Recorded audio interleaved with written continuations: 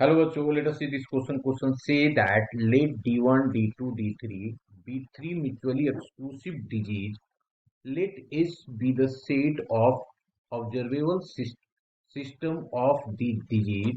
A doctor has the following information from the random sample of 5,000 patients. 1800 has digit 1, 2100 and digit 2, and the other had digit D3. हाँ, 1500% with digit D1 or 1200% with digit D2 and 900% with digit D3. Solve the symptom. Which of the digit is the patient most likely to have?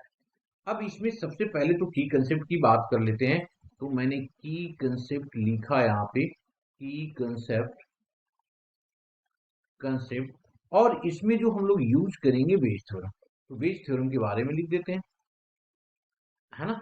Veg theorem हमने लिखा यहाँ पे, veg theorem. Theorem क्या बताता है Bayes theorem? Bayes theorem in generally अगर मैं बात करूं तो ये हो जाएगा B J divided by A, this is equals to P of A upon B J into P of B J, है ना। और नीचे सारे के सारे सिग्मा में आ जाता है, तो इसको लिख दिया हमने N sigma of I goes to 1 से लेके एन तक हो गया, और P of A by B I into P of B I. This is the Bayes theorem. अब बेस थ्योरम जब हमने समझ लिया उसके बाद हम आ जाते हैं क्वेश्चन पे। क्वेश्चन में अब हमारे पास जो इंफॉर्मेशन दिया हुआ सबसे पहले तो उसको फाइंड आउट कर लेते हैं। तो हमारे पास गिवन क्या क्या है उसको लिखते हैं, है ना। तो हमारे पास गिवन है, गिवन दैट, गिवन दैट क्या क्या है हमारे पास जी, एक एक करके उसको लिख लेते हैं। इसके पहले मैं क्या करता हूँ, इंफॉर्मेशन हम लोग ले लेते हैं कि एक लेट करना पड़ेगा ना हम लोग, उसके बाद गिवन की बात कर लेते हैं। ठीक है, तो इसको लेट किया सबसे पहले। Let, let A E1, E2 and E3 denote the event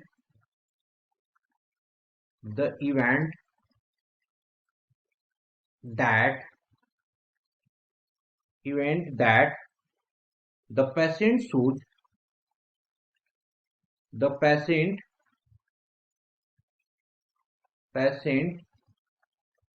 should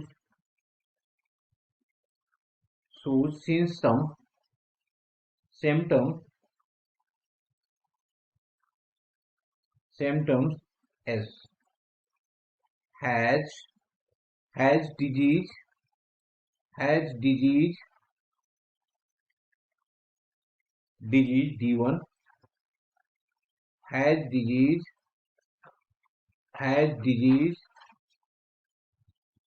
D2 and has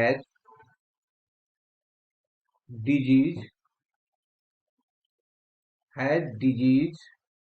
है ना, डिजीज ये होगा, है ना, है डिजीज। ओके, अब ये D3 की बात करता है ना, ये D3 की बात कर रहा है तो इसको लिख दिया D3 रिस्पेक्टिवली। तब अब हम लोग लिख देंगे जो गिवन था information P of E1। P of E1 कितना है जी, 1800 divided by 5000। Okay, P of E2, P of E2 हमारे पास कितना है, that is equal to 2100 divided by 5000, and P of E3 हमारे पास है that is equals to 1100 divided by 5000। ठीक है, 5000 देखो ना, यहाँ पे एक हो गया हमारे पास 1800, 2100 एंड, है ना, और एक 1100 है ना, ये हमारे पास दिया और टोटल। तो इन सबको हम लोगों ने यहाँ पे मेंशन कर दिया। ओके, ये हमारे पास आ गया। आफ्टर दैट अब हम लोग क्या करेंगे, एक एक करके, ठीक है, एक एक करके हम लोग, ये हो गया 21 और 18, एकदम सही है। Okay, now P of A upon E1 that is equals to, पहला दिया हुआ है 1500, 1500 divided by 1800, 1500 divided by 1800, P of A upon E2, ये हमारे पास कितना हो गया जी, 1200 डिवाइडेड बाई 2100, 2100, और लास्ट जो बच गया हमारे पास वो कितना हो जाएगा हमारे पास, that is equals to P of A divided by E3, this is equals to हो जाएगा हमारे पास लास्ट वाला कितना हो गया, 900 है ना, ये 900 डिवाइडेड बाई 1100। अब हम लोग क्या करेंगे, वेज थ्योरम लगाएंगे यहाँ पे। तो बाय वेज थ्योरम मैंने यहाँ पे लिखा है ना, वेज थ्योरम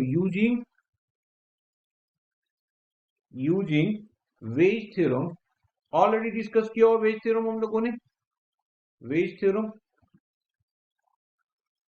अब इसके हिसाब से अगर मैं वेज थ्योरम लिखूंगा तो क्या लिखूंगा, मैंने सबसे पहले तो लिख देता हूं Bayes theorem, we get required probability is equals to required probability, ठीक है, required probability is equals to P of E1 divided by E। तो इसको अगर मैं लिखना चाहूं तो क्या लिखूंगा बताओ, एक हमारे पास जो फॉर्मूला बन के आएगा वो क्या आएगा, देखो यहाँ पे मैं लिख रहा हूं ऊपर, ठीक है जी, ये ऊपर आएगा हमारे पास, दैट मीन्स ये होगा कितना, P ऑफ E1 लिया है ना, P of E1 into P of A by E1 whole divided by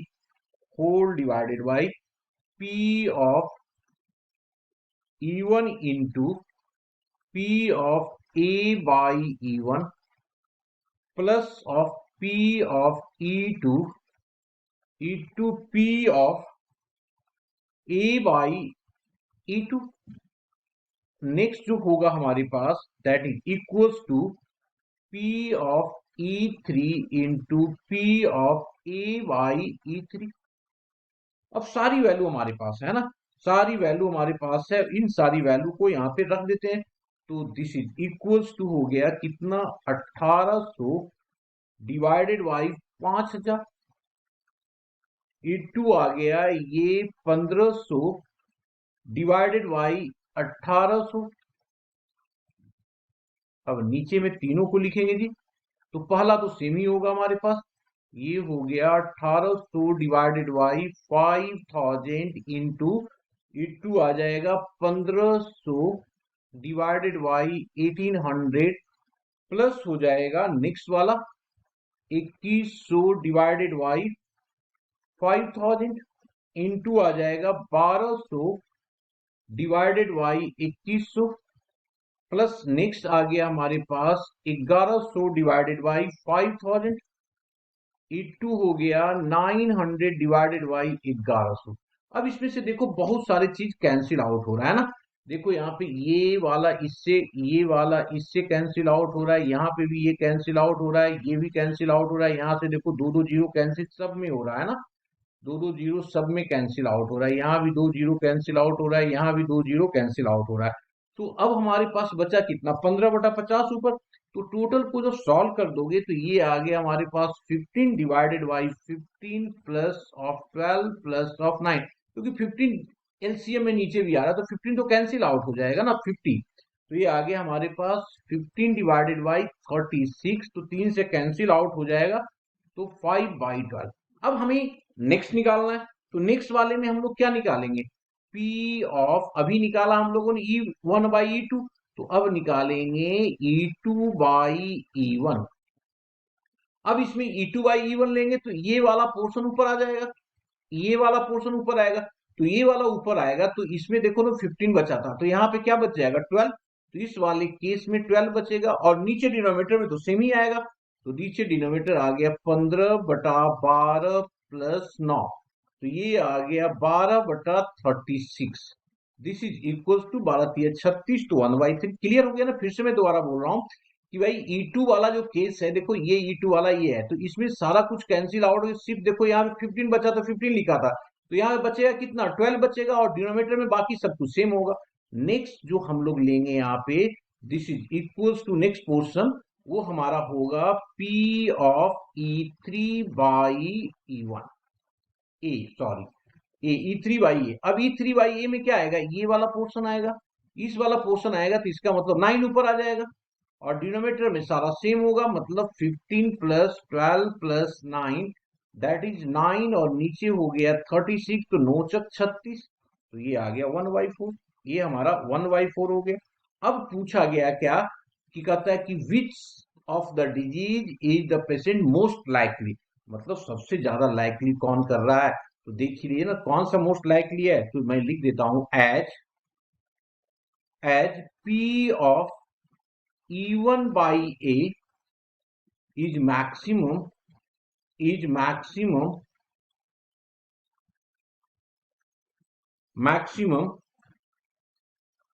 so it is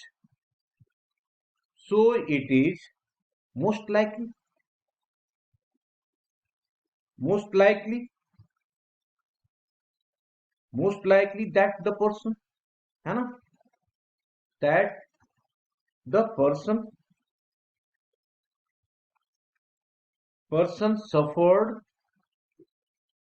suffers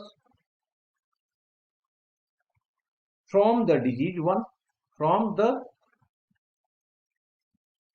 disease D1। यही हमारा आंसर होगा। Hope you understood it well, best of luck.